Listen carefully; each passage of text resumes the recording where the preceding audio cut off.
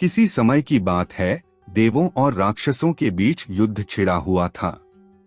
राक्षसों ने देवताओं से अपनी शक्ति छीनने के लिए एक महायुद्ध छेड़ दिया था। राक्षसों के नेता रथासुर ने देवताओं को पूरी तरह से हराया और स्वर्ग पर कब्जा कर लिया। सभी देवता भयभीत थे। वे भगवान शिव के पास गए और उनसे सहायता की प्रार्थना की। भगवान शिव ने उनकी प्रार्थना स्वीकार की और मां पार्वती के साथ महादेव के रूप में प्रकट हुए। भगवान शिव ने राक्षसों को चुनौती दी और उनसे युद्ध करने के लिए युद्ध भूमि में पहुंचे। शिव के त्रिशूल और शरण में आई शक्ति से राक्षसों की सेना एक एक करके समाप्त होने लगी। रथासुर, जो सबसे बड़ा राक्षस था, वह शिव से युद्ध करने आया। भगवान शिव ने उसे अपने त्रिशूल से मृत्यु का दंड दिया। राक्षसों की पूरी सेना भगवान शिव के सामने हार गई और देवताओं ने स्वर्ग वापस पा लिया। भगवान शिव ने न केवल देवताओं की रक्षा की, बल्कि यह भी सिद्ध कर दिया कि सत्य और धर्म की हमेशा विजय होती है। इस कहानी से हमें यह सीखने को मिलता है कि भगवान हमेशा अपने भक्तों की मदद करने के लिए तैयार रहते हैं और दुष्टों का नाश करते हैं। एक गांव में एक युवक मोहन अपनी पत्नी राधा के साथ रहता था। मोहन एक मेहनती आदमी था जो दिन रात खेतों में काम करता और घर की जरूरतों को पूरा करता। वहीं राधा घर के कामों से हमेशा बचती रहती। सुबह का समय हो तो वह खुद को आलसी दिखाने के लिए बिस्तर से जल्दी नहीं उठती और दिन भर की कोई भी जिम्मेदारी उठाने से कतराती। एक दिन मोहन ने सोचा, अगर मैं मेहनत कर सकता हूँ तो राधा को भी अपने हिस्से का काम करना चाहिए। उसने राधा से कहा, तुम घर के काम संभालो और मैं खेतों में काम करने जाऊंगा।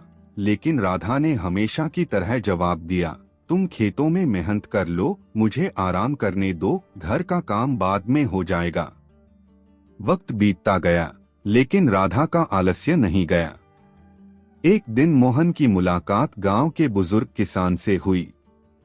बुजुर्ग ने उसे समझाया, बेटा, आलस्य घर को नुकसान पहुंचाता है। घर में हर किसी का अपना हिस्सा होता है। यदि हर कोई अपने हिस्से का काम सही समय पर नहीं करता तो समाज और परिवार में समस्याएं बढ़ सकती हैं। यह बात मोहन पर गहरी छाप छोड़ गई। उसने सोचा कि वह अपनी पत्नी के आलस्य को बदलने के लिए उसे प्यार और समझ से समझाएगा। अगले दिन उसने राधा से कहा, राधा, अगर तुम घर का काम अच्छे से करोगी तो मुझे बहुत मदद मिलेगी। यह सब हमारी सुख शांति के लिए है। राधा थोड़ी चुप रही, फिर उसने मोहन की बातों को समझा और घर के काम में उसकी मदद करना शुरू किया। धीरे धीरे राधा ने समझ लिया कि घर में जिम्मेदारी साझा करना जरूरी है। आलस्य को त्याग कर वह घर के कामों में सक्रिय हुई और मोहन के साथ मिलकर अपने घर को सजाने में जुट गई।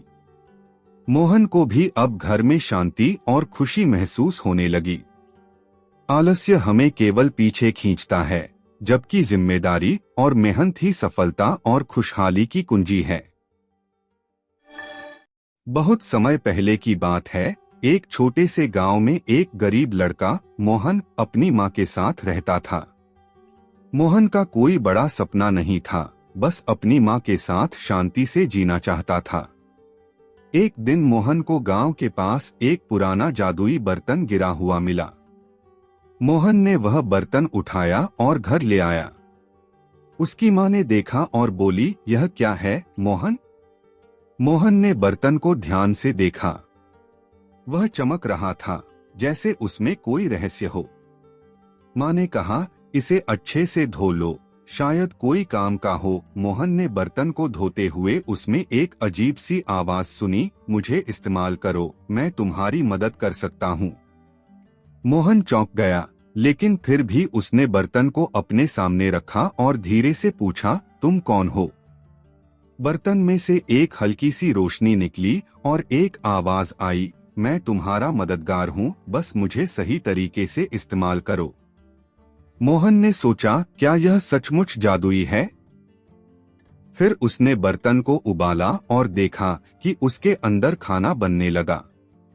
वह न केवल खाना बना रहा था, बल्कि खाना भी कभी खत्म नहीं होता था। मोहन और उसकी माँ को अब कभी भी भूखा नहीं रहना पड़ा। कई सालों बाद मोहन ने समझा कि जादुई बर्तन केवल भूख मिटाने के लिए नहीं था, बल्कि यह एक सिखाने वाली चीज थी कि दूसरों की मदद करो, कभी अकेले मत रहो और हमेशा खुश रहने का रास्ता अपनाओ। मोहन ने उस बर्तन से न सिर्फ अपनी जरूरतें पूरी की, बल्कि गांव के बाकी लोगों की मदद भी की। इस तरह जादुई बर्तन ने मोहन के जीवन को न सिर्फ आसान बनाया, बल्कि उसे एक सच्चा इंसान भी बना दिया।